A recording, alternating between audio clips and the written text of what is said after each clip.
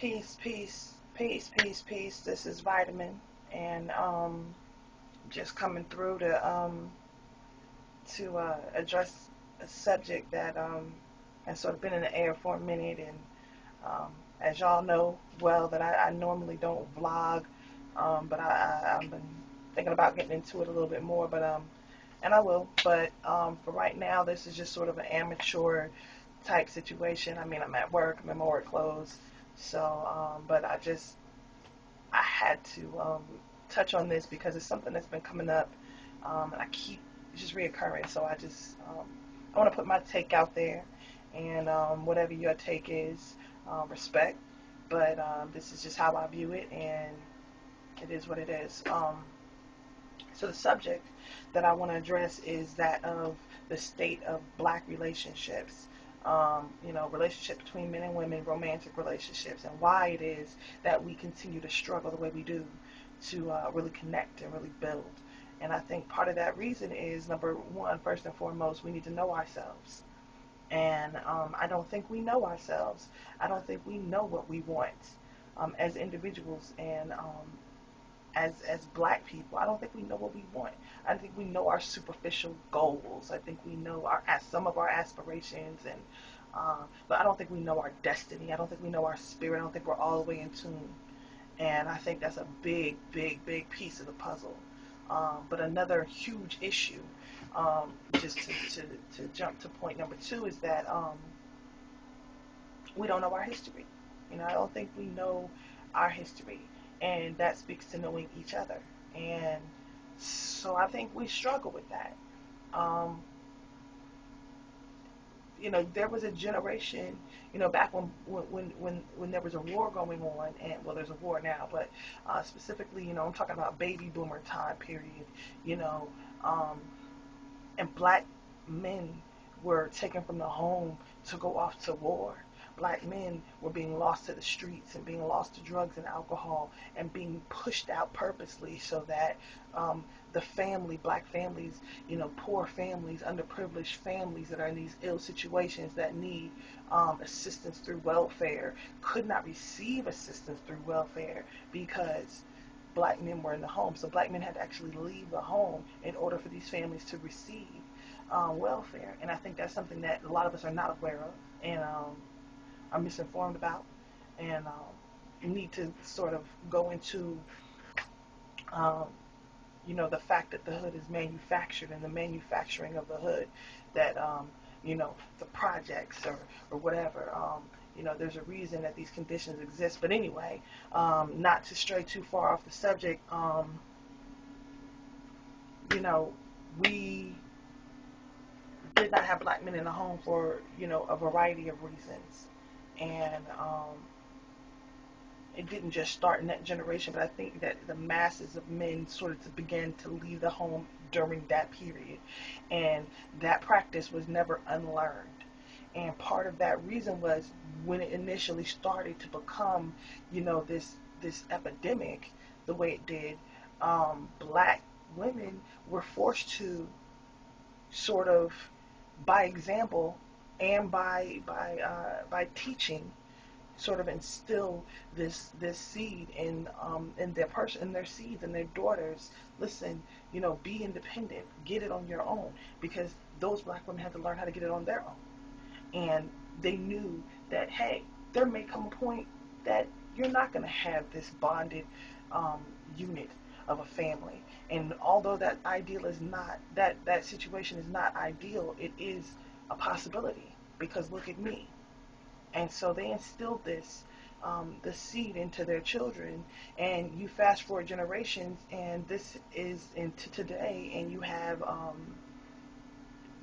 this sort of drilled home ideal, this idea of being independent, and now it's been transformed into something that is the norm, and um,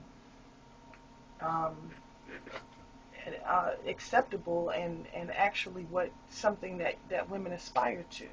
And love, or a unit, or romantic relationships are sort of, the idea of that is sort of secondary. And So nothing is wrong with being independent. I actually hate trying to use that word, but just for a lack of a better term right now, the idea of sort of handling things on your own. We have become so quote unquote independent that we don't know how to fall back when we need to. And I think a lot of women have kind of gotten to the point where we feel like, it's a negative thing to um, to relinquish a little bit of weight, because they think if they let go of any control that now, you know, uh, some man is taking over, and that's such a bad thing for all these different reasons, and it's not true. That is the way that you operate within a unit. You cannot, in a unit,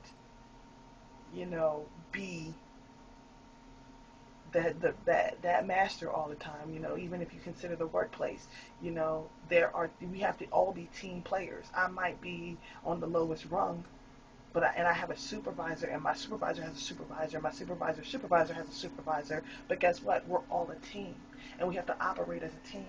And each team member needs to play their position.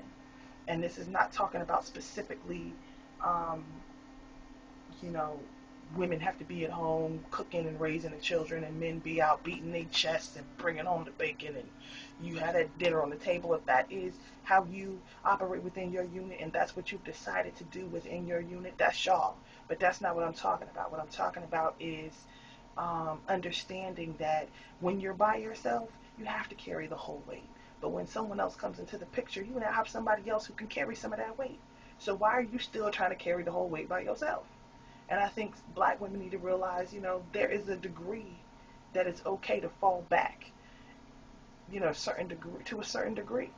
And for black men, because you have spent the same period of time as black women learning, you know, your now role of being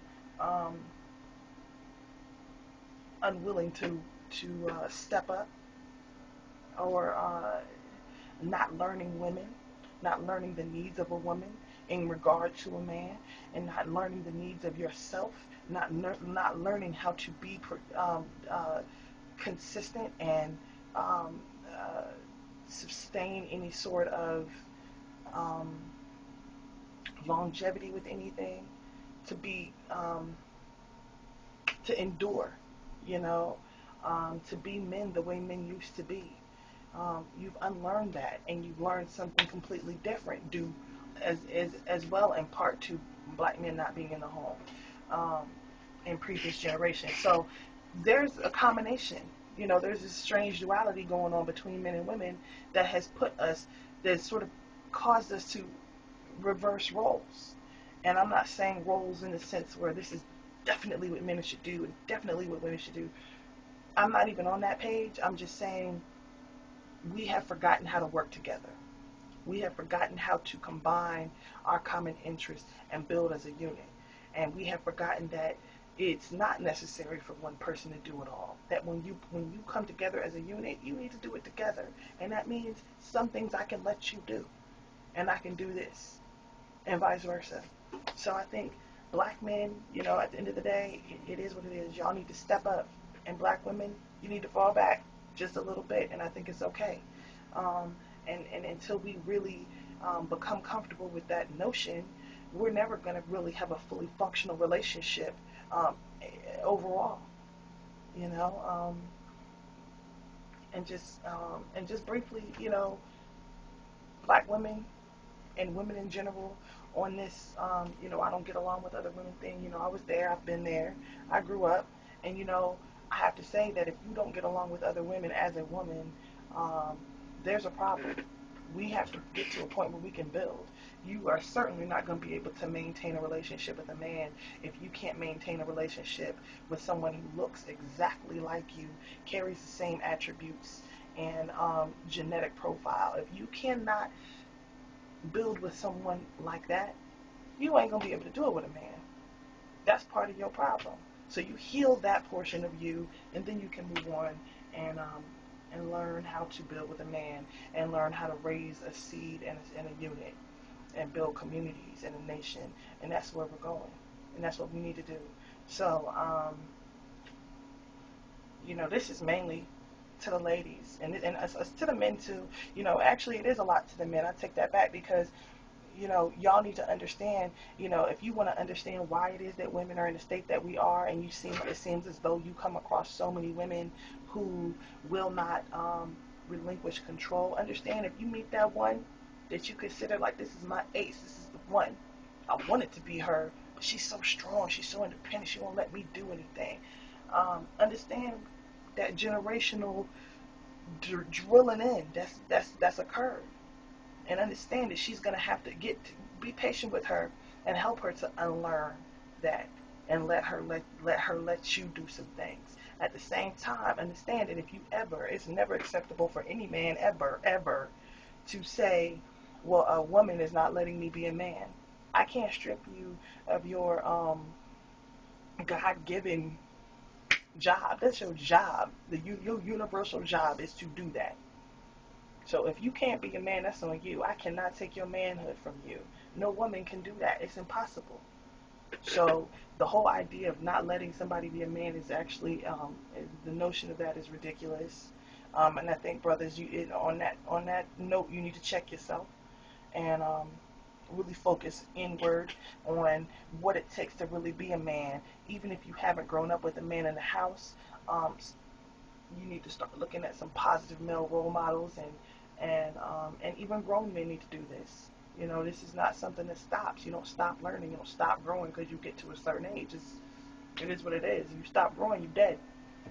So growth is infinite, and that's something that we continuously have to do. So certainly, you are never too old to have a mentor. You are never too old to have somebody in your life that can teach you and help you to become a better person. And as a man, a better man. And as a woman, a better woman. And certainly. So we can't take your manhood from you. And another thing, men, is that understand, to young brothers, and even older brothers, but being that I've worked with young brothers at that college level, um, their mind state coming into school is very interesting. And a lot of them, have these random ideas about girls. And, I just want to put this point out there real quick. Um, Understand that us as females, we receive these mixed messages from y'all. Y'all give us the idea that, on one hand, if I try to hold on to my virtue and try not to put out too fast, because I want you to respect me for all these other reasons, my mind and my spirit and all this, my energy and all of this, what happens is, we're too much work for you. And there's 10 other females down the line that will give it to you easy. So you don't want to work for that female. So she loses out on being in a relationship because you're not willing to put in the work that you really need to be putting in to get a quality girl. And I'm not even necessarily talking about building a relationship, because at that age, you're not interested in building a relationship. Not many of you. Some of you are not. And because of that, you know, I understand what you're saying, but it's not even about that. Even if you want to get a girl that you know doesn't have diseases, or a girl that whatever, and I'm not condoning that, but I'm just saying, for real, that's the type of female you want. Is somebody that you got to put in a little bit of work for. Don't be lazy. And so we're receiving those mixed messages. If we don't put out, you're not going to date us. And guess what? If we do put out, now we're a hoe and you're not going to date us. So we get that mixed message. We don't have any golden rule to go by with you all, because it's always on some sex stuff. Everything is about sex. You can't give us that mixed message. You can't tell us on one hand, oh, you too much work, I don't want to work that hard, and then call us a hoe when we give it to you. You can't do that. So that's a mixed message your brothers is giving us, and it's making it difficult for these young women to come up and really know how to gauge relationships, how to go about being in a relationship with anybody, because we get that message. Um, and so anyway, I'm rambling, and I know it, but it's just so much that comes up that I feel like I want to discuss so often, and that's just a big part of it. So that's where my mind is. And again, if you agree, disagree, don't, whatever, it is what it is, and I understand, and I respect you know, but understand that it came from us harnessing this male energy, our male and feminine energies, um, decades ago, so that we could instill that into our seeds. And this is the result. You know, this is what we built. This is the house that black men built way back then, and black men and women. You know, we built this house, and now it's crumbling. Our foundation is crumbling, and there's nothing we can do about it except to recognize where each of us hold our own fault. We all are at fault for whatever reason, and correct that. Heal from that. Don't be afraid. Don't be scared to be wrong. We're all wrong. There's nothing wrong with being wrong, as long as you recognize that it's time to do something about being wrong, and build from there. So